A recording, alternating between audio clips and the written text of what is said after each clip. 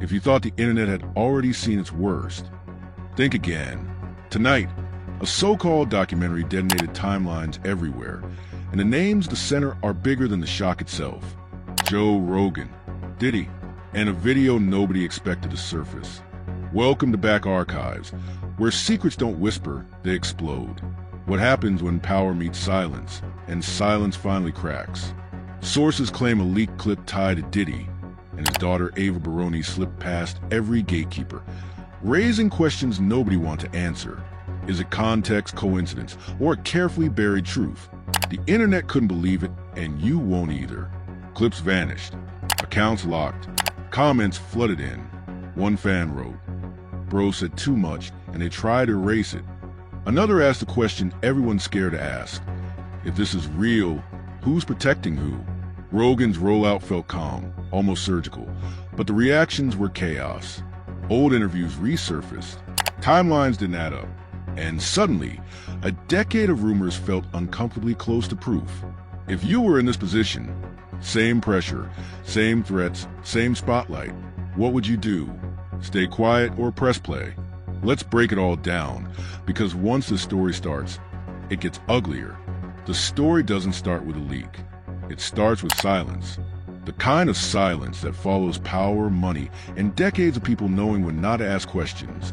Diddy built an empire on visibility, but the real machinery behind the empire always lived in the shadows. Interviews were polished. Appearances were calculated. And every time rumors surfaced, they vanished just as fast. That pattern mattered, because when something finally broke through, it didn't feel accidental. It felt overdue. Joe Rogan didn't frame his documentary like a hit piece. No dramatic music at first. No flashy accusations. Just context. Old clips. Archive interviews. Long pauses where he let uncomfortable moments breathe. That's what unsettled people. This wasn't chaos. It was controlled. And when control meets exposure, the results get dangerous. For years, insiders whispered that certain footage existed. Not scandal in the tabloid sense, but material that complicated the public image. Moments that didn't align with the brand. The kind of video that doesn't destroy someone overnight, but slowly rewrites how you see everything before it. That's where the name Ava Baroni entered the conversation. Not as spectacle, not as shock bait, but as a reminder that families tied to power often live inside its consequences. Early warning signs were everywhere. Old interviews where questions were dodged instead of answered. Former associates who suddenly stopped talking. Deals that went quiet without explanation. At the time, it looked like routine industry behavior. In hindsight, it read like preparation. People don't erase trails unless they expect someone to follow them. Rogan's documentary walked backward before it moved forward. He revisited moments fans thought they remembered correctly, then slowed them down. A laugh held too long. A response that didn't match the question. A clip that cut just before clarity. These weren't accusations. They were inconsistencies. And inconsistencies are where narratives collapse. Fake DMs began circulating almost immediately after the premiere. Screenshots claiming to be from inner circle conversations. Messages hinting at panic, damage control, emergency calls. One read, "If this version gets out, we're done." Another simply said, "Pull it, now." Nobody verified them. Nobody needed to. They matched the behavior unfolding in real time. Because while the documentary stayed up, everything around it shifted. Reaction videos disappeared. Comment sections locked. Accounts that promoted the release went private within hours. That's when people noticed the timing. The leak wasn't viral by accident. It was being chased. Blogs picked up fragments and stitched them into theories. Some claimed the video showed disagreements behind closed doors. Others said it captured moments never meant for public consumption. Nothing explicit, nothing illegal, just raw. And raw moments terrify carefully built legacies more than any rumor ever could. What made this hit harder was restraint. Rogan didn't say everything he knew. He said just enough to let the audience connect dots themselves. That strategy forced viewers into the story. Suddenly, they weren't watching content. They were investigating alongside him. The emotional center of part one wasn't outrage. It was discomfort. The realization that fame shields behavior until it doesn't. That children of public figures don't get to opt out of narratives written before they're old enough to understand them. And that silence, when maintained too long, becomes suspicious on its own. Fans were split. Some called it irresponsible. Others called overdue accountability. One comment went viral for its simplicity. If there's nothing to hide, why does everything keep disappearing? That question echoed louder than any accusation. As the first 24 hours passed, industry figures stayed quiet. No statements, no denials, no clarifications. That absence spoke volumes. Because when celebrities are falsely accused, they respond fast. When they're uncomfortable, they wait. Rogan closed part one without conclusions. Just a timeline. Just questions. Just a reminder that documentaries don't create stories. They reveal pressure points. And as the screen faded, one thing became clear. This wasn't about one video. It was about control slipping. But what came next didn't just escalate the situation. It rewired it completely. And the name that surfaced afterward caught even the most prepared viewers off guard. The escalation didn't come from what was shown. It came from what was hinted at, and more importantly, from who reacted first. Within hours, secondary clips began circulating. Short snippets pulled from long-forgotten interviews. Audio fragments taken out of context, then recontextualized by creators who suddenly felt brave enough to connect dots they'd avoided for years. None of it was definitive. All of it was combustible. What people called the leaked video was never one clean file. It was a chain, a sequence of moments stitched together by timing. A backstage exchange here, a private conversation there, faces tightening when certain names were mentioned, awkward pauses where jokes were supposed to land. It didn't expose crimes. It exposed tension. And tension is harder to explain away. Anonymous blogs claimed the footage was pulled from a private archive meant to stay sealed. Others insisted it was never meant to be buried, only delayed. One fake report alleged that lawyers had reviewed the material years ago and advised silence, not denial. Another claimed an emergency meeting took place the night before the documentary dropped. Again, nothing confirmed, but the pattern was unmistakable. Too many people moved at once. Screenshots of alleged internal emails flooded timelines. Subject lines like damage window and containment plan. A supposed message read, "Let it pass. Attention cycles out." Another responded, "Not this time." Whether real or not, they fed a growing narrative. This situation wasn't being managed. It was being feared. Public reaction split clean down the middle. Supporters dismissed it as clout chasing. Critics pointed out the restraint. If he wanted clicks, he would have gone louder. One viral tweet argued, "This feels measured." Reaction channels slowed their pacing, stopped yelling, started analyzing. That shift alone told a story. When even outraged merchants paused, something's off. The name Ava Baroni stayed at the center, but not in the way tabloids expected. She wasn't portrayed as a villain or a victim. She was portrayed as present. Present in moments that complicated narratives. Present in rooms that raised questions about boundaries, visibility, and who gets protected when power structures close ranks. Sarcasm crept in as commentators noticed patterns. Because nothing screams transparency like deleting 5 interviews in one afternoon. Or, funny how the algorithm forgets things right when lawyers remember them. Humor softened the tension, but it didn't erase it. If anything, it spread it wider. Then came the reactions from people adjacent to the story. Former collaborators posting vague quotes about truth. Old rivals resurfacing with carefully worded statements about accountability. Nobody named names. Nobody had to. The silence around specifics made the implications louder. A fake leaked DM claimed a producer warned, "If you pause it at 12:47, you'll see why they're nervous." Fans froze frames, zoomed in, argued over body language. Was that discomfort or coincidence? Was that look recognition or confusion? The internet did what it always does when certainty is denied. It filled the gap. Rogan responded once, briefly. No defense, no clarification. Just a line about archives existing for a reason.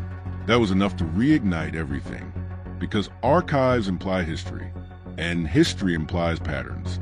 By the third day, mainstream outlets touched the story without touching it. Articles titled, "Why a New Documentary is Sparking Online Debate," carefully avoided details. That avoidance became evidence for some viewers. "If it's nothing," one comment read, "why are they scared to describe it?" The pressure shifted. It wasn't about whether the footage proved anything. It was about why so many people seemed invested in minimizing it. Damage control doesn't activate this fast unless stakes are high. Then a new name surfaced, not as a headline, but as a whisper, a figure connected to funding, distribution, and long-term brand protection. Someone who had never been associated publicly with controversy, yet appeared in multiple alleged messages as a point of contact. That's when theories evolved into frameworks. The narrative changed from scandal to system, from individuals to insulation. Viewers stopped asking what happened and started asking who decides what we're allowed to see. And that question doesn't disappear easily. As speculation peaked, one final clip resurfaced. An old podcast moment where a joke landed flat and everyone laughed anyway. This time, nobody laughed. Context rewrote memory. The moment felt different now, heavier. Just when it seemed like the conversation had reached its limit, another connection emerged, one that reframed the entire situation and pushed the story beyond reaction into fallout. The aftermath didn't explode the way scandals usually do. There were no emergency press conferences, no tearful apologies, no loud denials. Instead, there was retreat, quiet cancellations, meetings rescheduled without explanation, projects suddenly delayed indefinitely. That kind of pullback doesn't signal confidence. It signals assessment. People weren't asking how to respond. They were asking how exposed they really were. Those closest to the situation felt it first. Insiders described an emotional freeze, the moment when adrenaline runs out and reality settles in. Phones stopped buzzing. Lawyers replaced managers. Conversations shifted from optics to insulation. Who's connected to what? Which archives exist? How many copies are out there? Because once something leaks emotionally, it never fully disappears. The psychological toll showed up in subtle ways. Old associates scrubbed photos. Collaborative credits vanished from bios. Even neutral posts felt cautious, almost rehearsed. Silence became a strategy, but it backfired. Viewers interpreted the quiet as confirmation, not of guilt, but fear. Fear of what continued digging might uncover. Ava Baroni's name slowly faded from headlines, not because interest died, but because the narrative matured. This was no longer about one person.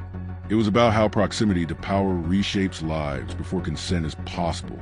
Commentators began reframing the story through trauma, not blame, through impact, not accusation. That shift changed everything.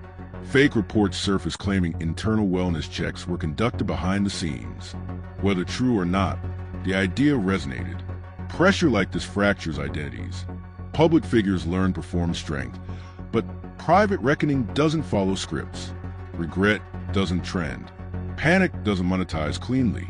Unexpectedly, redemption arcs began forming. Old rivals acknowledged complexity. Creators who once chased outrage pivoted to reflection. Two things to be true, one said. You can question systems without destroying people. That sentiment spread. The audience didn't want blood. They wanted honesty. But honesty has consequences.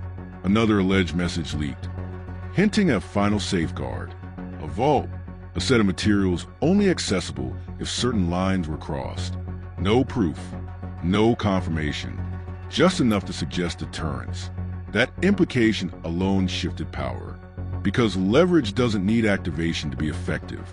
Its existence is enough. The industry adapted quickly.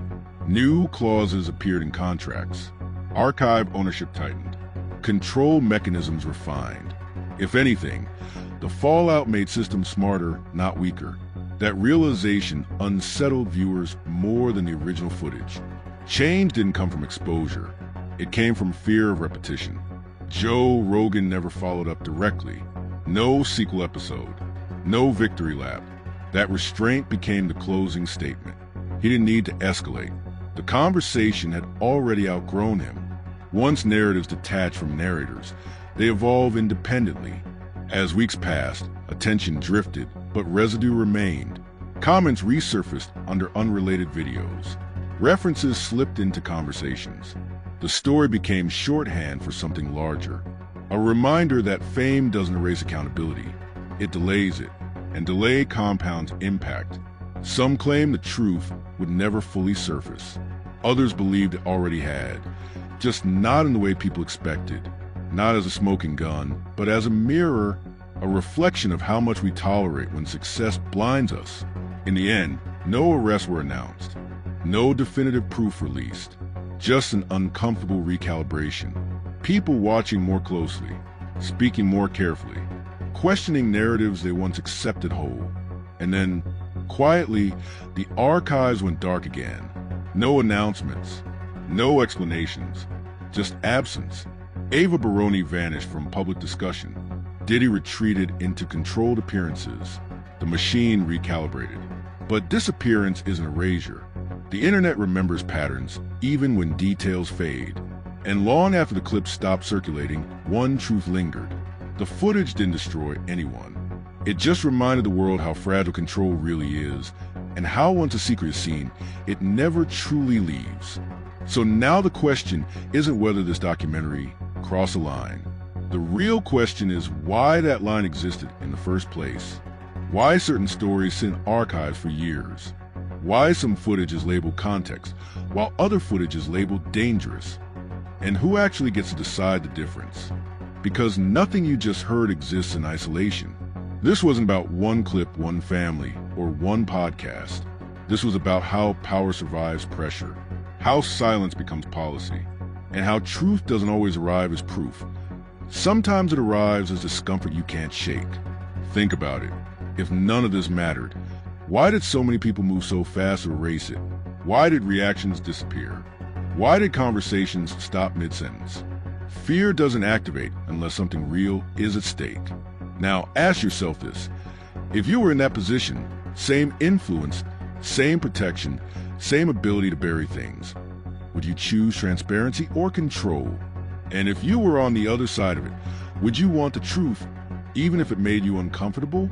This story isn't over just because the headlines slowed down. Stories like this don't end. They go quiet, and quiet is where the most important questions live.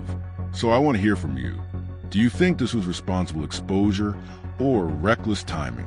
Was this about accountability or about testing how far silence can stretch? And most importantly, do you believe everything that matters ever really comes out? Drop your thoughts in the comments. Read what others are saying. Debate it. Challenge it. That's how real conversations start. If you want stories the mainstream avoids, hit that subscribe button right now. Turn on notifications, because what's coming next makes this look like a warning shot. Stay locked in. Stay curious. Because the archives always reopen when someone least expects it.